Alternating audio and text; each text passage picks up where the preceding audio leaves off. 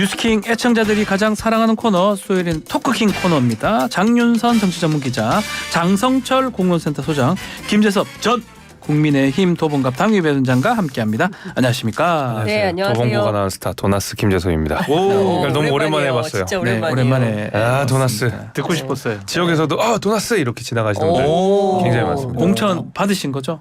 그렇죠. 네, 단순 따지고 보면 대한민국 1호 공천이네요. 왜요? 여당이 먼저 발표 나왔는데 그런 그중에서도 의미에서 1호 공천이니까 1호 공천을 받고 정부에서 제일 먼저 공천 받은 김재소입니다. 공천을 좀 받으면 좀 마음이 좀 홀가분합니까? 어떻습니까? 주로 이제 영남이나 강남은 그럴 수 있겠지만 저희는 이제 신발끈을 묶는 타이밍이다. 그래서 그렇죠. 더 열심히 하고 있습니다. 공천 받고 나서. 네. 그래도 경선 없이 가는 게 그래도 좀 더 유리한 거죠. 그럼요. 해보면. 네, 그럼요. 네. 일단 심적 부담도 덜고. 경선하면 또 지역에서 크죠. 갈라져가지고 싸워요. 맞아요. 네. 자, 오늘 뭐 경선에 대한 부담이 상당하더라고요. 그럼요. 다선 의원들도 경선 가냐, 단수 추천 받냐, 뭐 우선 두 번 싸워야 되는 거잖아요. 경선, 본선. 차이가 있는 것 같고요. 공천 얘기는 좀 이따 하고요. 일단 이 얘기부터 먼저 해보겠습니다. 통합개혁신당 결국 좌절이 됐는데 이낙연 대표가 이제 결별을 선언했습니다. 또 서로가 또 후련하지 않겠냐 이런 얘기도 있는데 아마 한번 다시 짚어주시죠. 11일 만에 좌절이 됐습니다. 그렇죠. 그러니까 양쪽은 리더십에 상당히 좀 타격을 네. 받았다라고 볼 수밖에 없고요. 이제 다시 되돌아간 거잖아요. 네. 그러니까 그것을 과연 국민들이나 지지자들이 어떻게 볼지 다시 한번 판단해봐야 될 것 같고 상당히 민망하고 옹색한 모습을 보일 수밖에 없는 상황이다라는 좀 네. 생각이 듭니다. 이낙연 전 대표는 제대로 된 민주당을 만들겠다라고 선언을 했고요. 이준석 대표는 발빠르게 정책 공약 그리고 국민의 마음을 얻을 수 있는 여러 가지 얘기들을 하겠다라고 한 것 같아요.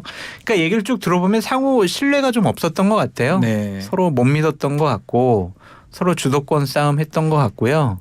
그러니까 서로 특정 인물에 대해서 배제시키자, 왜 배제시키냐 이걸 갖고 싸웠는데 결국에는 정말 그동안 저는 진영과 이념과 그동안 과거의 정치적인 행보가 달랐더라도 합리화 상식이라는 원칙과 상식이라는 그러한 태도를 갖고 새로운 정치를 할 수 있는 새로운 울타리 안에서 네. 함께 할 수 있다고 생각을 했는데 그거는 일단은 좀 실패로 돌아갔다라고 볼 수밖에 없겠네요. 어떻습니까, 장윤선 기자 보시기에 뭐 잘 된 겁니까, 아니면 뭐 잘 앞으로 돼- 행보는 어떻게 되는 건지? 잘 됐다고 보기는 그렇게 어렵죠. 보기는 왜냐하면 어렵다. 어찌됐든 대한민국에서 새로운 정당을 해보겠다고 제 세력들이 모여가지고 시작한 지 열 하루 만에 이렇게 파경을 맞게 된 거니까 이거를 잘 됐다 할 수는 없는 것이고요. 다만 처음부터 좀 더 깊이 있는 고민을 했었더라면 어땠을까. 제가 아마 이 자리에 나와서도 말씀을 드렸던 것 같아요. 그러니까 이준석 대표는 이준석 대표의 길이 있다. 그리고 이낙연 대표도 마찬가지다. 그렇기 때문에 무조건 합치는 게 중요한 것이 아니라 장 소장님이 일단 몸을 불려야 되니까 합쳐야 된다 이런 주장을 하셨고 저는 약간 그게 아니라 색깔이 같은 분들끼리 그리고 노선 정치나 정당은 노선과 가치관과 철학이 같아야 할 수 있는 거잖아요. 그렇죠. 생각이 다르면 싸움만 하다 끝나는 거거든요. 근데 이제 이분 좀 비슷한 사람들끼리 뭉쳐서 하는 게 낫다. 특히 이제 이준석 대표가 젊은 정치인의 어떤 그 아이콘처럼 돼 있기 때문에 뭐 신인규 변호사 여기 뭐 김재섭 위원장 뭐 이런 사람들하고 뭐 그런 분들이 좀 합쳐서 가면 훨씬 더 국민들이 보기에 저 사람들은 정말 무슨 대학 새내기처럼 뭐 신선하게 새로 출발하나 보다 해서 관심 갖고 볼 텐데 거기에 이제 정말 그것도 호남에서 5, 네. 예, 뭐 전남지사, 국무총리, 대통령 빼고 다 해본 분하고 이렇게 합쳐서 이게 뭐 그 세대 통합론 주장하지만 그게 될까라는 의문부호가 있었는데 아니나 다를까 이렇게 된 거고 내부에서는 상당히 큰 상처가 있는 것 같아요. 상처가 크다. 이낙연계도 마찬가지. 이제 새로운 미래 측도 그렇고 개혁신당 쪽도 그렇고 그런 얘기도 하세요. 다시 어떻게 풀로라도 붙여보면 안 될까? 풀로 붙여. 그래서 풀로 붙이면 또 떨어집니다. 제가 그런 얘기했더니 막 너무 아쉽다. 이제 이런 표현들 하시기도 하고 이제 어떻게 할 수 없. 이제 서로 헤어졌으니까 각자 자기 걸로 승부하는 수밖에 없죠. 우리 김재섭 위원장 보시기에 네. 뭐 앞으로 개혁신당하고 새로운 미래 또 어떻게 행보를 보일지 좀 예상을 해볼 수 있을까요? 각각 가야죠. 각각 이거는 갈 애초에 것이다. 같이 갈 수가 없는 거였는데 그러니까 되게 이 이준석 대표랑 이낙연 대표의 어떤 결합이 잘 이루어질 거라고 하는 평가를 하는 분들이 사실은 저는 이걸 생각해야 된다고 보는데, 그러니까 왜냐하면 이준석 개인, 이낙연 개인 이렇게 하면 결합이 될 수가 있지만 이거를 조금 더 큰 차원에서 보면 국민의힘과 더불어민주당이 합당을 하는 거랑 비슷한 모양새거든요.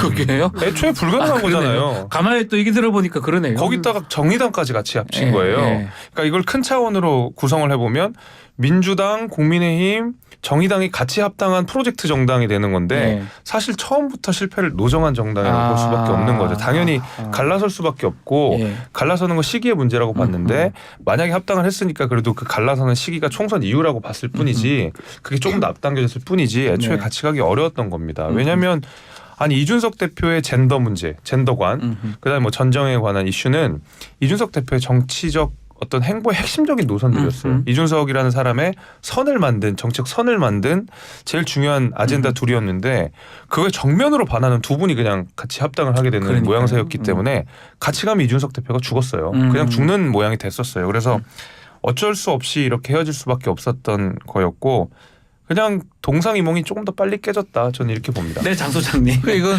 뒷얘기인데 두 가지예요. 그러니까 하나는 이낙연 전 총리랑 같이 하던 분들이 저한테 이제 그러더라고요. 이낙연 전 대표가 다 내려놨다. 전면에 나서지 않는다. 뭐 대표라든지 뭐 선대위원장이라든지 이런 거 안 한다. 고문 같은 거 역할을 하면서 그냥 뒷받침을 할 거다. 예. 이런 식으로 얘기를 하더라고요. 그래서 예. 그게 맞다. 이낙연 대표 빠지는 게 맞다라고 얘기를 했었는데 갑자기 이제 합당을 할 때 공동대표도 하고 선대위원장 한다고 그랬잖아요. 예. 그래서 그러고 나서 발표하고 나서 이준석 대표가 저한테 전화가 왔어요. 그래서 이게 맞냐? 이게 당신 중심 체제로 가야지. 이게 같이 공동대표 하면 이거 뭐 어떻게 되냐? 그랬더니 제도적인 개방이 다 마련되어 있다. 다 자기가 단독 대표 형식의 여러 가지 결정권과 주도권을 갖고 있으니까 걱정하지 마라. 저한테 그러더라고요. 그래서 그런 줄 알았는데 그 부분에 대해서 이낙연 대표 측은 또 다른 생각을 갖고 있었던 것 같고 이준석 대표는 어쨌든 빨리빨리 모든 일들이 지금 50여일밖에 안 남았기 얼마 안 때문에 남았습니다. 결정해야 되는데 예. 좀 생각해보고 엄중하게 검토해보고 이거 너무 답답했던 것 같아요. 뭐 정책도 내고 해야 네. 되는데. 그래서 그런 부분이 좀 안 맞지 않았냐. 네. 그런데 지금 막 소란이 한바탕 소동이 지나가고 나서 뭔가 다 해결된 것처럼 네. 이렇게 보이지만 아니에요. 또 있어요? 그렇죠. 류호정 의원 그냥 있죠. 네. 배복주 전 정의당 네. 부대표 그냥 계시는 거죠. 넘어간 거예요? 새로운 미래 아니요. 쪽에 네. 네, 거기서는 새로운 미래 입당을 쪽에. 안 했다고 아니, 그러더라고요, 저기는요. 개혁신당이. 저 류호정 의원. 류정원 같이 하게 될 거다 그러더라고요. 예, 개혁신당이 그러니까 있고요. 그러면은 예. 페미니즘 문제는 여전히 이제 남아 있는 것이고 그리고 이제 전장현 이슈와 관련해서도 이번에 배복주 정의당 부대표 굉장히 유명해졌다. 그 전까지 잘 모르는 문제인데 모르는 분이었는데 이제 이분이 상당히 유명해지게 됐다. 근데 이게 이렇게 중요한 거였냐? 그러니까 중요한 것은 제3지대로 다 합쳤잖아요. 그러면 중요한 아주 정말 참을 수 없는 막 이런 것들이 아니라면 대체로 합치고 넘어갔어야 되는데 여기 역시도 이래서 안 돼 배제, 저래서 안 돼 배제 이렇게 뺄셈의 정치를 했기 때문에 결국에는 갈라서게 된 큰 원인이 있는 거 아니냐 그런 거에 대해서 아쉬움을 토로하는 분들이 굉장히 많이 있었습니다. 알겠습니다. 자, 녹색 정의당 같은 경우는 민주당하고 같이 하진 않아도 뭐 지역구 정도 연대는 할 수 있다라고 하고 또 심상정 의원은 자신의 지역구에서는 단일을 하지 않겠다라고 하는데 그 부분도 한번 보시죠. 민주당으로서는 뭐 장 소장님 네. 어떻습니까? 이런 부분? 그 민주당으로서는 몇몇 지역구에서 녹색 정의당과 좀 단일화를 통해서 네. 녹색 정의당을 배려하는 모습을 보여야 이러한 연대가 가능하잖아요. 네. 근데 이게 좀 당황스러운 부분이 심상정 의원이 자기 지역구는 그냥 빼라. 고향 갑인데요. 나는 그냥 정정당당하게 예. 나는 3자 구도화에서도 몇 번이나 난 당선됐기 때문에 난 빼라. 다른 지역 배려해주라 이렇게 된 네. 거 아니에요. 민주당으로는 더 골치 아프죠. 다른 지역은 무조건 해줘야 되는 분위기로 가는 거 아니에요. 그러니까 녹색 정의당이 요구하는. 네. 그렇기 때문에 이러한 부분들이 과연 제대로 잘 정리될 수 있을까라는 좀 생각이 들어요. 그러니까 지역에서 각 당은 오랫동안 출마하려고 노력을 해오고 있잖아요. 준비해오고 준비한 사람도 있을 건데 사람과 돈을 예. 투자해가지고 4년 동안 8년 동안 준비한 분들이 있는데 갑자기 야 우리 연대해야 되니까 너 출마하지 마 이래버리면 그건 거의 정치 생명을 끊는 거거든요. 그래서 이러한 부분 잘 정리를 해야 될 것 같은데 잘 모르겠습니다. 어떻게 될지 이게. 네, 제가 취재해본 바에 따르면 일단은 이게 오늘 민주당 의총이 있는데 네, 이 자리에서 맞습니다. 주요 현안이 이제 통합형 비례정당에 대한 추인을 받는 절차가 될 것 같아요. 그러니까 거의 다 됐어요. 그리고 심상정 대표의 경우에는 존중하기로 한 것 같습니다. 네. 그러니까 본인이 이제 이번에 하면 5선에 도전하는 거잖아요. 근데 저 4선 이상 네. 국회의원일 경우에는 스스로 자력으로 경쟁해서 뭐 그게 큰 당이든 작은 당이든 스스로 경쟁해서 살아오는 게 맞다. 이제 이런 판단을 했으니까 그리고 이번에 원내대표도 되셨잖아요. 그래서 그런 차원에서 존중을 하고 그러면 나머지들은 어떻게 할 거냐? 지역에서 일단 경선을 할 것 같아요. 네. 그러니까 민주당 포함해서 뭐 새진보 연합까지 진보당, 그러니까 진보당도 많이 있거든요. 뭐 그 전주의 강성희 의원, 그다음에 울산의 뭐 북구 남구 그것은 정의당도 마찬가지고 그리고 이제 인천의 배진교 의원 같은 경우에는 정의당이고 그러니까 여러 이제 소수 정당들이 쭉 있는 거예요. 그래서 그런 차원에서 지금 여론조사를 돌려서 누가 가장 경쟁력 있는 후보냐 그 지역에서 그래서 일종의 이제 그 야권 단일화 그 후보 단일화를 통해서 선출하고 선거 캠페인을 같이 하는 그리고 거기에 몇 가지 정책 의제들을 걸어서 당선이 돼서 들어가면 이거를 연대해서 공동으로 입법하기로 이런 방식으로 해서 결정이 좀 될 것 같아요. 네. 자, 지금 조국 전 장관 신당 창당을 선언했는데 이 조국 전 장관 신당 어떻게 보십니까? 우리 김재섭 위원장이 보시기에 한동훈 비대위원장하고 좀 설전을 좀 벌이는 것 같기도 하고요. 네. 민주당하고 어떻게 같이 가는 겁니까? 아니면 따로 가는 겁니까? 이 전략을 어떻게 봐야 됩니까? 저는 어떻게 보냐면 나쁘게 봅니다. 아, 근데 국민의힘한테는 좋다고 봅니다. 국민의힘 입장에서 나쁘지 않다. 그리고 뭐 따로 또 같이 예. 전략이라고 하는데 국민들이 바보 아닙니다. 국민들 바보로 하는 거예요. 이렇게 하면 조국 전 장관 친문의 핵심 그리고 뭐 사실상 문재인 대통령이 가장 아끼는 네. 국무위원 중에 한 명이었고 이분이 뭐 이재명 대표랑 뭐 약간 보폭을 다른다고 하더라도 그게 이제 조국 전 장관은 이재명 대표 민주당과는 아무런 상관없는 본인의 길을 걸어가는 사람이구나. 택도 없는 소리죠. 어쨌든 민주당은 여전히 정신 못 차렸구나. 조국의 강은 넓고도 깊구나라는 생각을 하시게 될 거고 예. 이번에 다시 한번 상기시킬 것 같아요. 조국 왜 대한민국 국민들이 민주당에 실망했는지 왜 그렇게 지지율 좋고 기세 좋았던 민주당이 갑자기 정권도 뺏기고 뭐 지방선거도 뺏기고 했던 그 이유를 조국이라는 사람 하나가 그냥 다 상기시키는 거예요. 지금도 그런 얘기 나오거든요. 또 조국이냐. 민주당 내에서도 조국 전 장관 나오는 거 기뻐하지 않을 겁니다. 네. 게다가 이재명 대표를 지지하고 있는 강성 팬덤 역시도 조국 전 장관이 지금 민주당 지지를 깎아먹는 걸 알고 있기 때문에 심지어 비례정당은 더 많이 깎아먹는 걸 알고 네. 있기 때문에 미워할 겁니다. 그래서 저희 입장에서는 나쁘지 않습니다. 네. 정치적으로는 굉장히 나쁜 건데 정치적 이익으로 보면 저희한테 좋다라는 국민의힘 거죠. 입장에서는 나쁘지 않다. 뭐 이렇게. 그렇게 보여지죠. 네. 조국 전 장관은 불공정과 자녀 입시 비례 상징적인 분위기 됐기 때문에 많은 국민들이 그렇게 호감도가 높지 않은 것 같아요. 매니아층은 있어도 네. 다수의 국민들은 저게 맞아?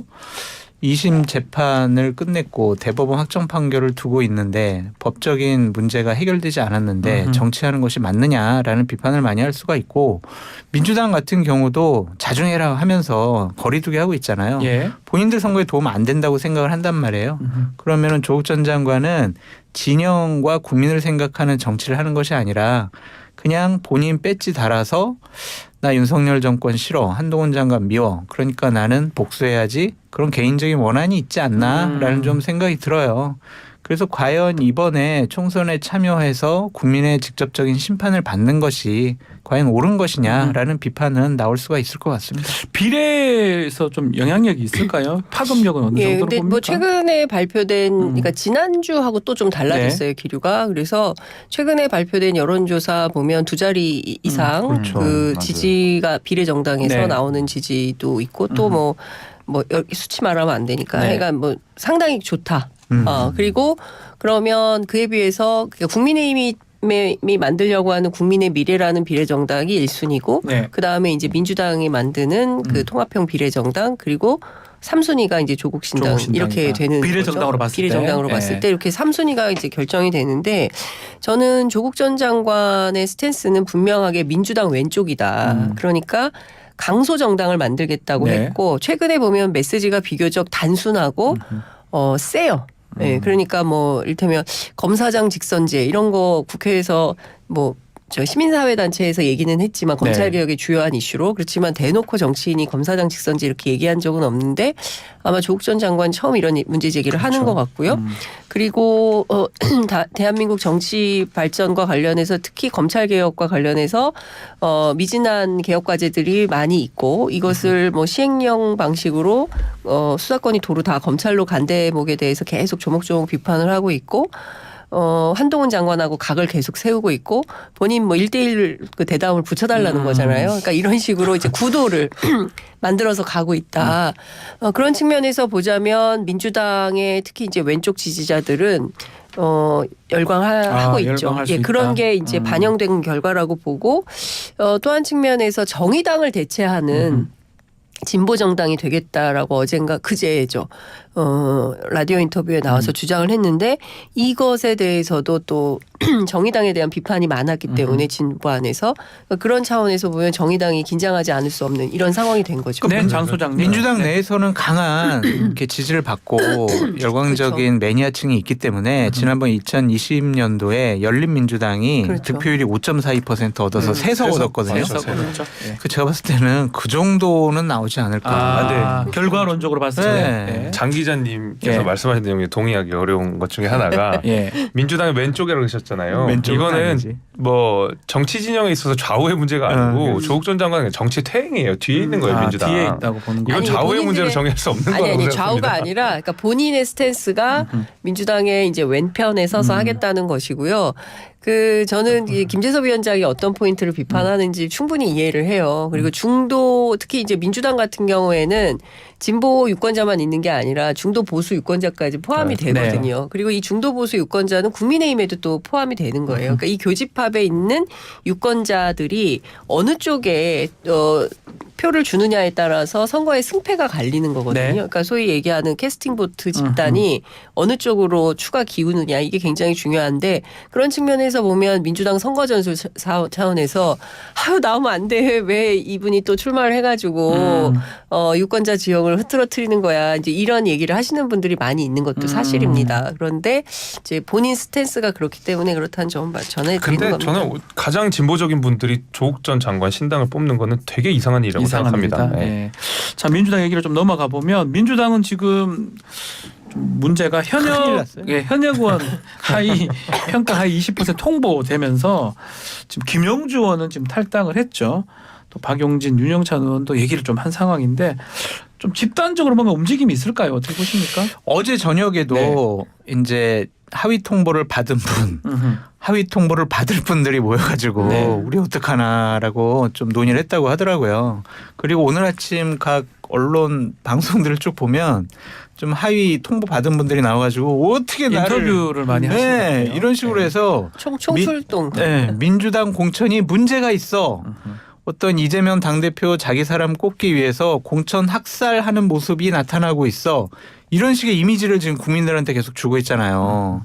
민주당으로서 큰일 났어요. 네. 공천 후유증이 상당히 심할 것 같다는 생각이 들고 이게 개혁 공천이 아니라 공천 학살, 공천 난장판 이렇게 국민들에게 인식될 것 같아서 이번 총선이 민주당에게 상당히 어려울 수도 있다라는 전망까지 나올 수 있을 것 같아요. 뭐 공천 파동이다 이렇게 어제 최재성 전 의원은 얘기도 하던데 집단적으로 탈당하거나 뭐 이런 어떤 뭐 강력한 움직임도 있을 수 있을까요? 아니요. 제가 어제 확인한 바에 따르면 우리 탈당 안 해요라는 거고요. 아, 탈당은 안 한다. 당내 투쟁. 네, 당내 투쟁을 할 네. 것 같아요. 그런데 그러면 당내 투쟁은 언제부터?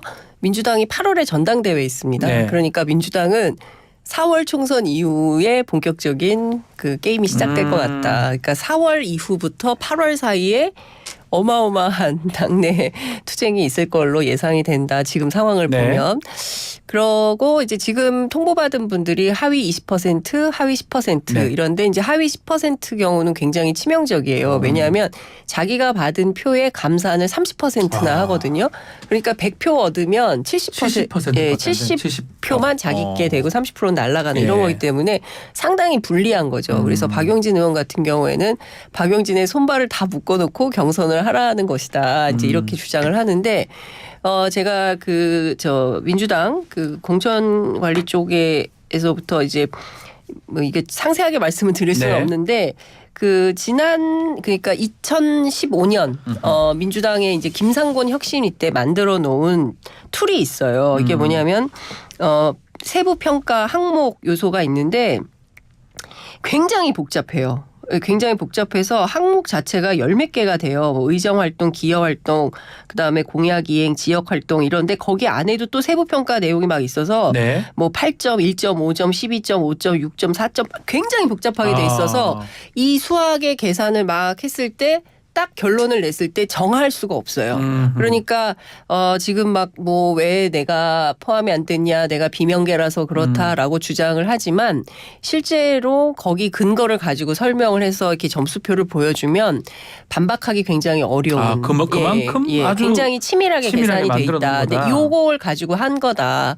그러면 이분들이 왜 이렇게 다 비명계가 돼 있냐라고 보면 어떤 뭐 핵심 관계자가 설명을 해주시기를 실제로 다면 평가가 있는데, 그러니까 의원 동료끼리, 그 다음에 선배, 후배, 그 다음에 지역 뭐 이런 여러 가지가 있는데 이제 그 평가에서 점수가 안 좋은 분들. 다면 평가가 안 좋았을 것이다. 뭐 그런 얘기가 이제 나오고 있는 것이죠. 그러니까 그렇기 때문에 이거를 당에서도 공개하기가 좀 곤란한 이런 측면이 있다. 이제 얘기를 하는 거예요. 그러면 이 사람들 다 떨어지겠네? 이렇게 생각을 하실 수 있잖아요. 네. 그렇지 않다. 떨어지지도 않. 그래도 안 떨어진다. 네. 그래도 유리하다. 그래서 경선에 다 경선하겠다고 네. 하거든요. 뭐 송갑석 의원도 박용진 의원도 탈당하거나 무소속 출마하지 않고 경선에 참여하겠다라고 얘기하는 것은 경선에서 살아 돌아올 수 있는 가능성이 있다고 보기 때문에 그렇다는 거예요. 그래서 민주당 여러 의원들 제가 어제 전화 취재를 했더니 뭐라 그러냐면 지금 받은 사람들이 꽤 많다. 네, 하위 통보 받은 사람이 많은데 나와서 얘기하는 사람이 있고 조용히 있는 사람이 있다. 한 명만 얘기해 주세요. 네? 같은 말 중에 밝히지 않은 분. 아니에요. 친명 중에. 네? 친명 중에? 한 명만 얘기해 주세요. 끝난 다음에 얘기할게요. 예, 그래서 다 될 가능성이 있다. 네. 네. 김재섭 위원장님. 그러면 그 시스템이 진짜 코미디라는 게 아. 첫 번째로는 기가 막히게 비명만 갈라내는 시스템이라는 거고요. 첫 번째로는 아니 친명도 있어요. 뭐 있긴 한데 공개를 안 해서 그렇지. 대부분 비명들만 갈라내는 시스템인 거고. 세 명. 두 번째로는 경선에도 살아날 수 있는데 뭐하러 자르냐는 그 네. 경쟁력이 있는 사람인데 지금 대다수 살아남는다 그랬잖아요. 대다수 살아남을 사람들을 뭐하러 이 사람들을 하위 20%로 통보를 해놨냐. 이 두 가지 점에서도 이 시스템이라는 게 되게 코미디인 그래서 거죠. 이재명 대표가 어제 이건 시스템 공천이고 뭐 그런 얘기를 한 거죠. 아니 근데 그 평가에 따르면 사실 이재명 대표가 뭐 의정 활동이나 이런 면에 있어서 좋은 평가를 못 받는다고 알고 있는데 본인 스스로도 그럼 이 시스템에 의해서 걸러내야 되는 대표적인 분이라고 저는 생각하거든요. 게다가 뭐 재판 과정 중이라서 이렇게 불출마 통보를 받은 뭐 노웅래 의원 같은 분들도 아니 모든 것이 다 이재명 대표로 반박하는 거죠. 이재명 대표도 재판 중인데 이재명 대표도 의정 활동 그렇게 좋지 않았는데 네. 그러니까 결국 이 시스템 공천이라는 거는 결국 이재명 대표 하나라는 사람은 전부 다 반박이 됩니다. 반박이 된다. 네. 자, 민주당은 지금 이 공천 갈등이 임종석 전 비서실장부터 시작됐던 그러니까요. 것 같아요.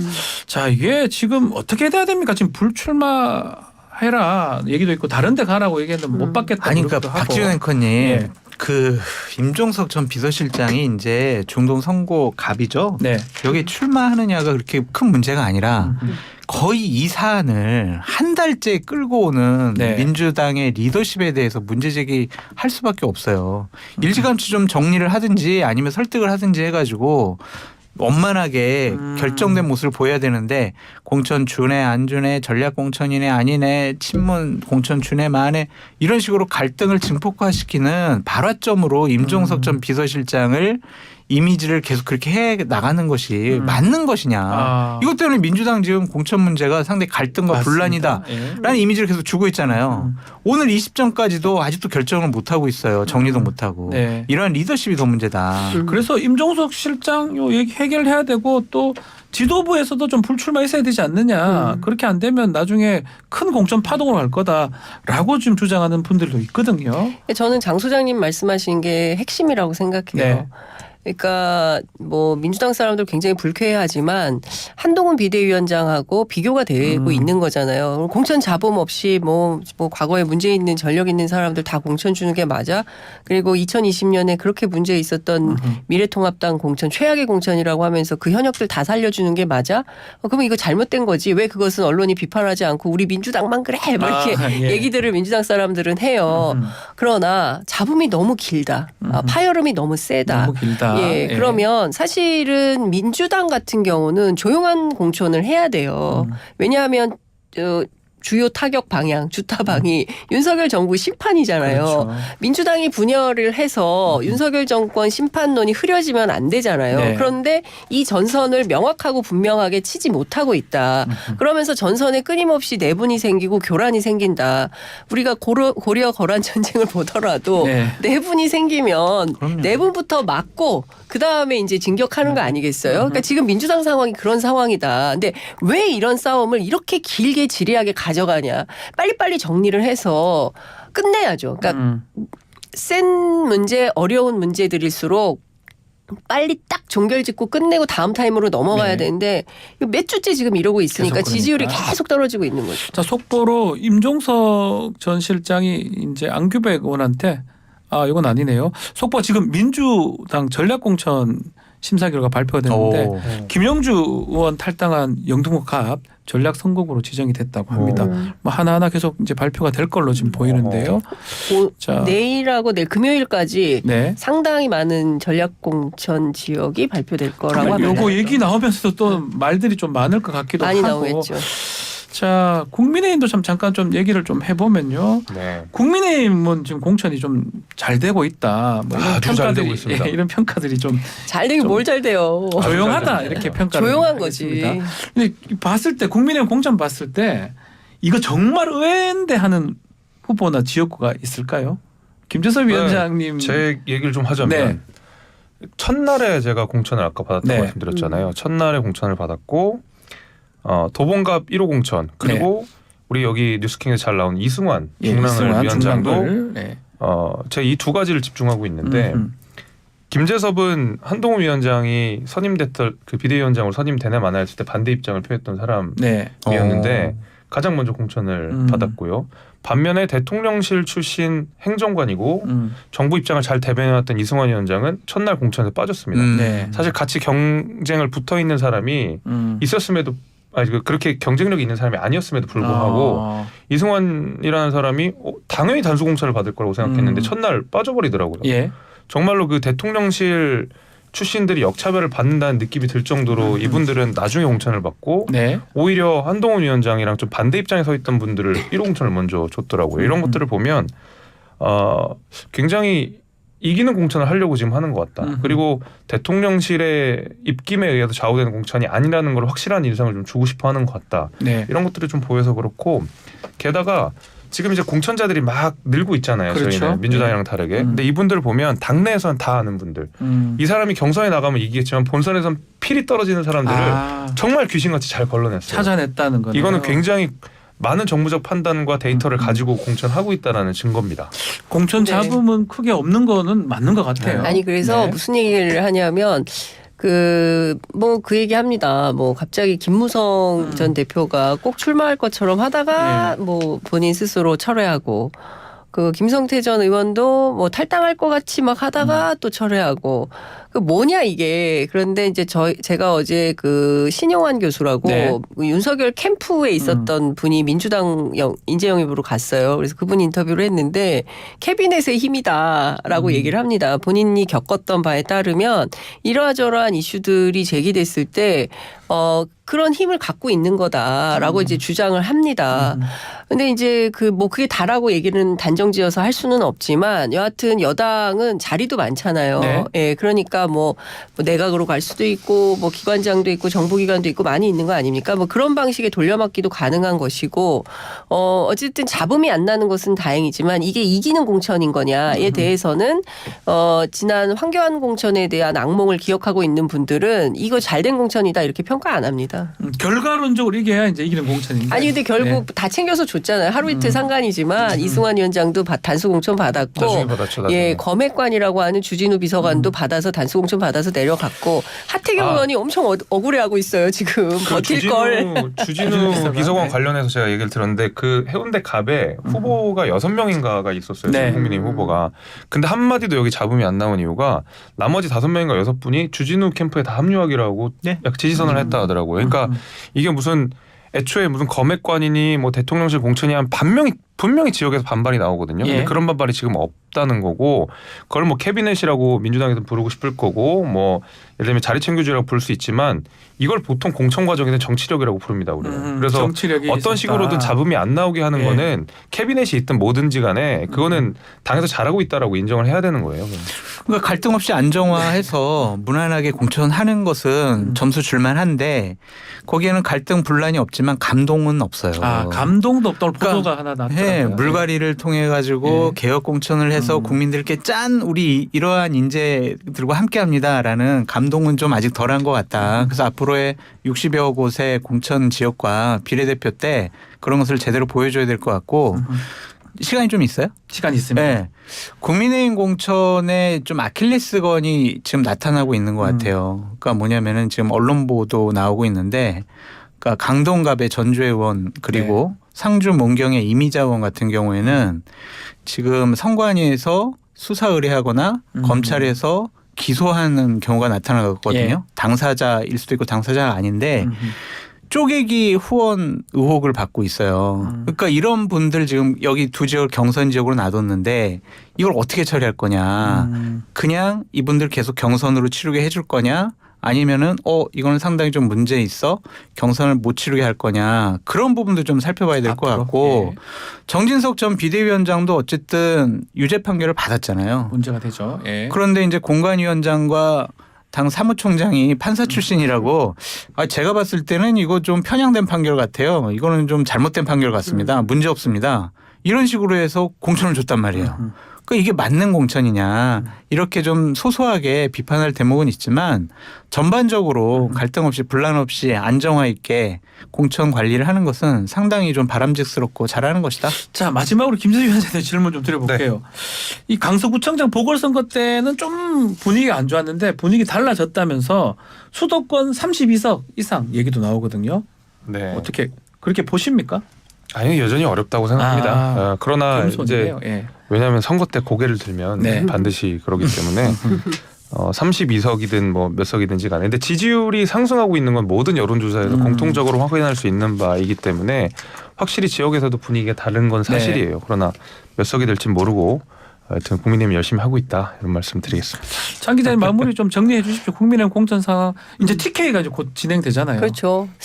근데 저는 이렇게 무난한 공천을 할 것 같아요. 국민의힘은 무난한 공천을 할 것 같고 민주당은 오늘 의총에서 또 얼마나 큰 소리가 날지 그리고 이후에 이게 공천 파동으로 귀착이 돼서 근데 이러면 진짜 큰일 납니다. 민주당이 원래 민주당이 이제 공천 잘해서 반드시 과반 의석을 확보를 해야 되고 그래야 이재명 대표도 살고 민주당도 살고 진영 전체가 사는 거예요. 근데 그렇지 않고 의회 권력마저도 국민의힘이 다수당을 가져가게 된다면 정말 지금까지 우리가 이해할 수 없었던 수많은 일들에 그 뭐 곱절 이상으로 무슨 일이 생길지 모르는데 저는 그럼에도 불구하고 민주당이 이렇게 계속 자기 집안 안에서 계속 싸움만 하고 있는 것이 과연 역사에 복무하는 길인가. 알겠습니다. 저는 민주당 정치인들이 좀 겸허하게 생각했으면 좋겠습니다. 알겠습니다. 자 오늘 토크킹 여기서 마무리하겠습니다. 장윤선, 김재섭, 장성철 소장 세 분 감사합니다. 네, 감사합니다. 감사합니다.